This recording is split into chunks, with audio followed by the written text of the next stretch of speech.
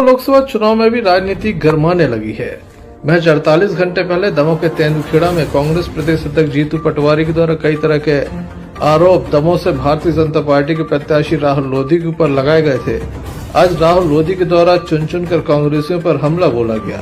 उनके द्वारा तेंदुखेड़ा में एक विशाल रोड शो किया गया, साथ ही एक सभा को संबोधित करते हुए कांग्रेसियों पर हमला बोला गया। उनका कहना है कि जो कांग्रेसी 40 और 50 हजार से जनता के बीच में चुनाव हार कर आए हैं वे मुझ पर आरोप लगाते हैं और वो तमाम प्रकार के आरोप लगाते चले गए मेरे ऊपर।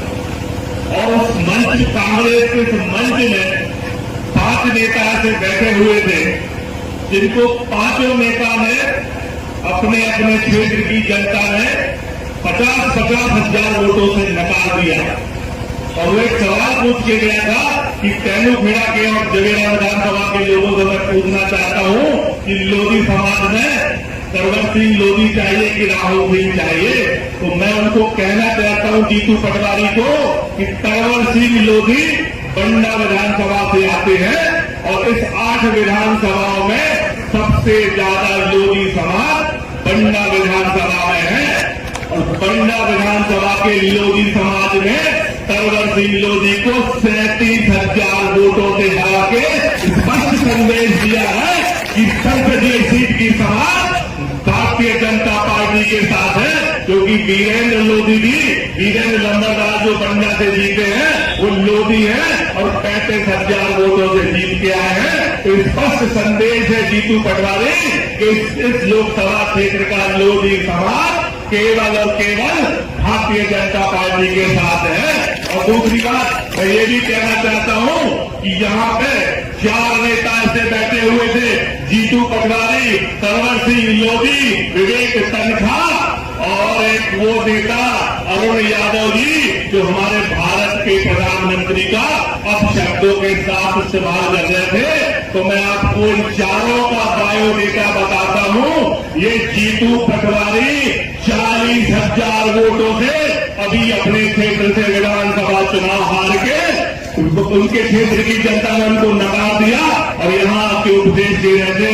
ये सरवर सिंह लोधी 35,000 वोटों से हारे थे और विवेक तनखा जी हमारे गाजू के लोकसभा सीट से आदरणीय राकेश सिंह से 2 बार 3-3 लाख वोटों से लोकसभा चुनाव हार के यहाँ बैठे थे। और वो अरुण यादव जी जो हमारे प्रधानमंत्री को अपशब्द कह रहे थे, एक के पहले वाले चुनाव में 40,000 वोट से और इस 18 के चुनाव में हमारे प्रदेश के मुख्यमंत्री शिवराज सिंह जी के सामने चुनाव लड़े थे, जहां से वो अपनी जमानत जब्त करा के गए थे।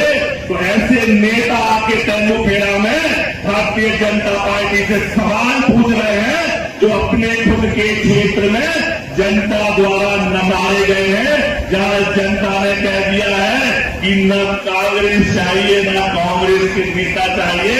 तो मैं तो उन चारों नेताओं से कहता हूं, उन हारे हुए जनता से नकारे हुए नेताओं से कहना चाहता हूं कि तुम पहले अपनी अपनी विधानसभा क्षेत्र जाओ, वहां के जनता का आशीर्वाद लेके आओ, चुनाव जीतो और उसके बाद दूसरों पे आरोप लगाना सीखो। क्योंकि दमोह संसदीय सीट की जनता ने ये तय कर लिया है कि आने वाली 26 तारीख को 3 नंबर का बटन दबा के इस क्षेत्र से ऐतिहासिक मतों से भारतीय जनता पार्टी को भेज के दिल्ली भेजेंगे। साथियों मैं तो ये कहने आया हूं कि किसी की बातों में नहीं लगना। ये मोदी है, एक 56 इंच का सीना रखने वाला मोदी है जिसकी गरज से पूरे विश्व में चीजें रुक जाती है, थम जाती है।